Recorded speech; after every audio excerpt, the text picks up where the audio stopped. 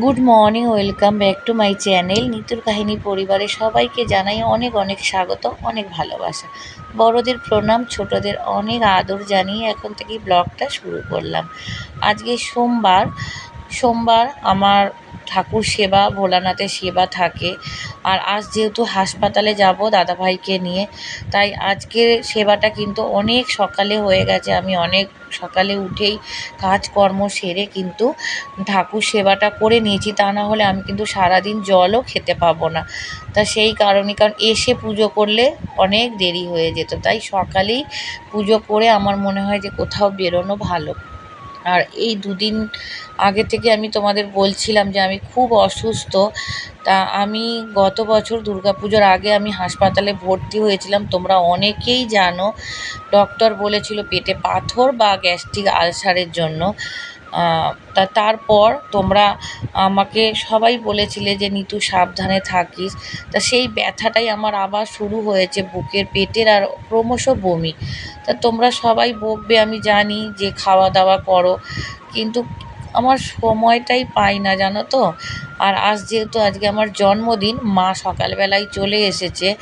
মা আমার জন্য একটু মিষ্টি আর ওই দই আম্ববাচিতে খেতে হয় তাই নিয়ে এসেছিল। আর চৈতালি বানিয়ে এনেছিল পরোটা, সিমুই, তরকারি। তা কিছুই খেতে পারিনি এত সকালে, কিন্তু কিছু খাওয়া যায় না। হ্যাঁ, ঠাকুরের প্রসাদ মুখে দিয়েই কিন্তু বেরিয়ে পড়েছি। আর একটা টেনশান হচ্ছে যে কি হবে।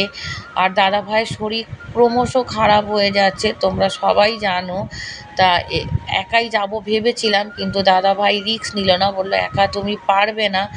কারণ আমাদের ওখানে গিয়েও অনেক কাজ থাকে, সিটি স্ক্যানে যখন যাব ওখানে গিয়েও অনেক কাজ থাকে, একার দ্বারায় হবে না। সেই কারণে আবার চৈতালিকেও নিতে হলো, কারণ আজকে অনেক দেরি হয়ে যাবে বাড়ি ফিরতে। আর গতকালও আমার খুব শরীর খারাপ ছিল, অনেক বমি করেছিলাম। কি বলবো আর, সবারই সবসময় এত শরীর খারাপ যাচ্ছে, বারবার বলতেও ভালো লাগে না। এখানে এসেই একটা গাড়ি দাঁড়ানো ছিল, আর দাদা ভাইয়ের ওলা উবের কিছুই বুক করা যাচ্ছে না। তা যা গাড়ি দাঁড়িয়েছিল ওটাতেই উঠে কিন্তু আমরা চলে গেলাম, কারণ তাড়াতাড়ি পৌঁছানোটা আমাদের খুব দরকার। 10টায় টাইম দিয়েছিল, কিন্তু আমরা অনেক আগেই চলে গেছি।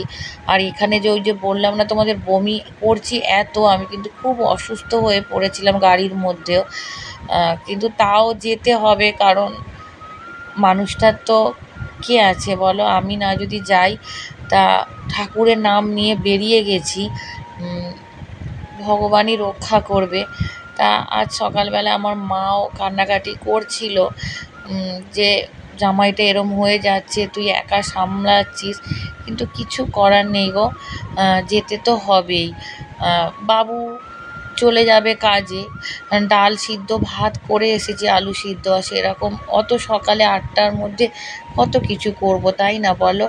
তা গতকাল রাতে আমার এক বোন, শম্পা পুরবী, তা ওর নতুন চ্যানেলটা তো তোমরা জানোই অনেকে।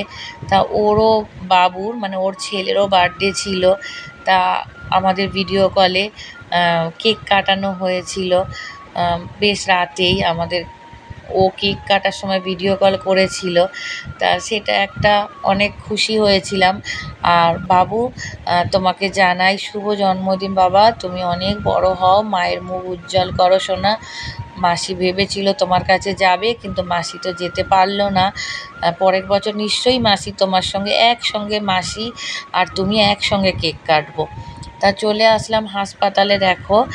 আর এখানে কিন্তু আমরা মেঝেতে বসেছি, তার একটাই কারণ, দাদাভাই কিন্তু চেয়ারে বসতে পারবে না। আর আজ কিন্তু খুব বড় একটা দুর্ঘটনা আমাদের সাথে ঘটেছে, একটা ভালো আর একটা খারাপ।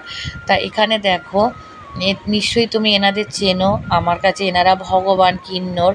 তা দিদিভাই বলেছি, এত আশীর্বাদ করেছে আমাকে আশ্বাস দিয়েছে যা বিপদে পড়বি আমাকে ফোন করবি, পাশে পাবি, ফোন নাম্বার দিয়েছে। আমাকে বলেছে তোর শাঁখা সিঁদুর অক্ষয় হোক, তোর শাঁখা যেন পাথর হয়ে থাকুক, এইভাবে যে তুই স্বামীর সেবা করছিস দেখে উনি আমাকে খুব মুগ্ধ হয়েছে। এত পেশেন্টের মধ্যে সে কিন্তু আমাকে জড়িয়ে ধরে আদর করেছে। সব কিছু ভিডিও তো করা যায় না, আর ওই সময় ওদের নাম্বারটাও নিচ্ছিলাম, কথা বলছিলাম। তা এটা একটা ভালো দিক আমার কাছে, যে আজকে আমার একটা জন্মদিনের দিন আমি ওনাদের আশীর্বাদ পেলাম। আর আমি খুব মানি, জানো তো, ওনাদের খুব মানি। আর এখানে দেখো দাদাভাইকে 2 লিটার জলে মেডিসিন দিয়েছে। এই মেডিসিনটা 15 মিনিট অন্তর অন্তর খেতে হবে, তাই কিন্তু চৈতালি হাতে ওই গাঁট গুনছিল বসে বসে। তা এখানে সিটি স্ক্যান প্রায় 1 ঘন্টা পর দাদাভাইকে বের করা হয়েছে। দাদাভাইয়ের কিন্তু চেস্ট আর লিভার মানে পেটের সিটি স্ক্যান হয়েছে।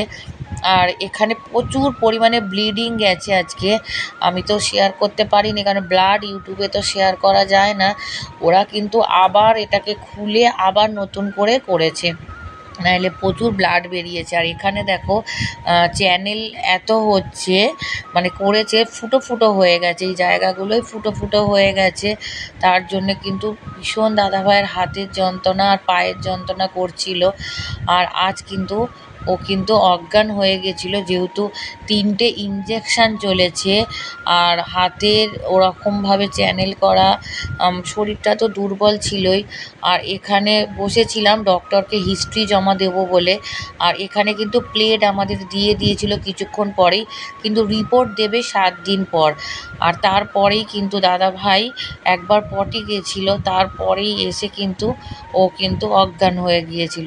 আর এখানে না আমি না সবাইকে ঠিকানা বলছিলাম, যতটুকু জানি মানুষকে হেল্প করছিলাম। কোথায় জেরক্স হয়, কোথায় বাথরুম, ডাক্তারের কোন রুমে ডক্টর বসে, যতটা জানি আমি ততটাই মানুষকে কিন্তু ওই হেল্প করছিলাম বসে বসে। আর দাদাভাইয়ের এখানে দেখো যন্ত্রণা শুরু হয়ে গেছে বলে আমি কিন্তু ওই পাটাকে টিপে দিচ্ছিলাম যে যতটুকু কমে। আর ও কিন্তু বসেই ওই যে ঘুমোচ্ছিল, তারপরেই ও কিন্তু অজ্ঞান হয়ে পড়ে যায়। সবাই ছুটে আসে। ওকে কিন্তু চাদর নিয়ে গেছিলাম, আমি চাদরে শুয়ে দিয়েছিলাম। তা একটুখানি ক্লিপ তোমাদের দেখিয়েছি যে দেখো আজকে কিন্তু কত বড় বিপদ আমাদের সাথে ঘটে গেছে সিটি স্ক্যানের পর। তারপর অনেক পরে আমরা, তখন 4:30 বেজে গেছে, তখন আমরা বেরিয়েছি। তা বেরিয়েও পাগলের মতন, মানে কি বলবো, রাস্তার এপাশ ওপাশ আমরা কিন্তু ট্যাক্সির জন্য আমি ঘুরছি, চৈতালিকে আর দাদাকে এক জায়গায় দাঁড় করিয়ে রেখে। আমার কষ্ট হচ্ছে, চৈতালির বুকে কষ্ট হচ্ছে, কারণ সবাই তো না খাওয়া, মানে একটা মানুষকে রেখে কত মানে বেরোবো বলো না। জেরক্স করতে 2 থেকে 3 বার কত দূরে জেরক্স করতে যেতে হয়েছে। তা যাই হোক একটা ট্যাক্সি পেলাম, কিন্তু এত জাম ছিল আজকে রাস্তায় বলে বোঝাতে পারবো না। আমি ভিডিওগুলো করেছিলাম, কিন্তু কেন জানি না আমি পেলাম না পরে। আর এখানে চৈতালির না বুকে খুব কষ্ট হচ্ছিল, ও ঘুমিয়ে পড়েছিল।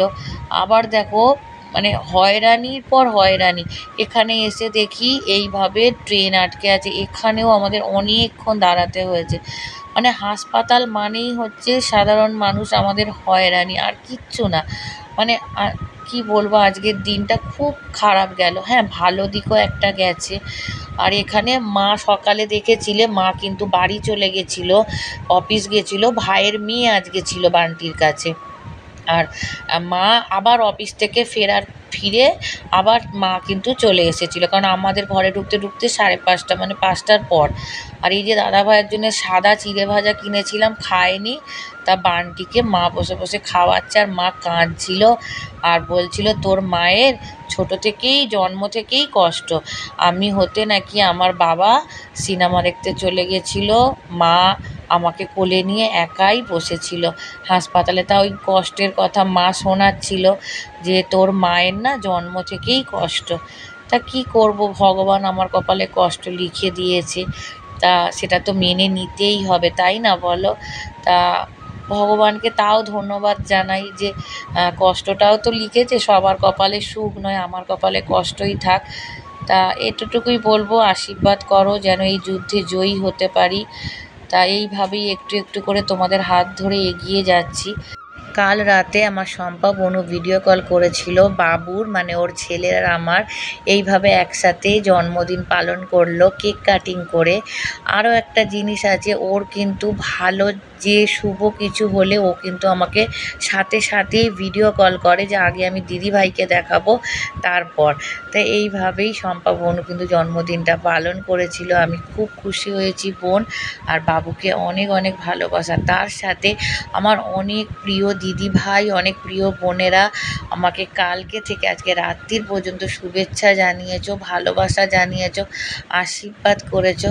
আর এইভাবেই তোমরা যে আমায় এত ভালোবাসা দিয়েছো, তোমাদের সবাইকে জানাই অন্তর থেকে ভালোবাসা।